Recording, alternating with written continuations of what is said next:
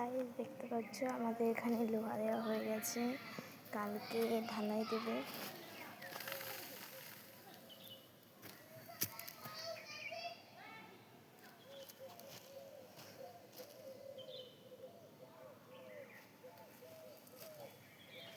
এখানটা দেওয়া হয়ে গেছে।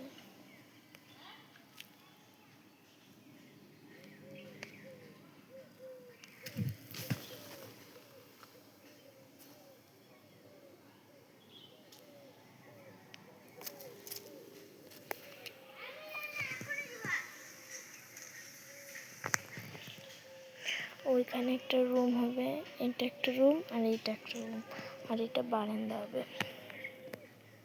তো কালকে আবার আমরা দেখাবো, কারণ কালকে আমাদের এখানে সব কাজ শুরু হবে, কারণ ইয়ের কাজ শুরু হবে। তোমার যে পাইপ রয়েছে, কালকে আমাদের সিমেন্ট আনবে, সব আবার কাজ শুরু করবে। আমাদের ওই যে ইট, ওই যে ইট, ওদিকে বালি, ওদিকে পাথর সব রয়েছে।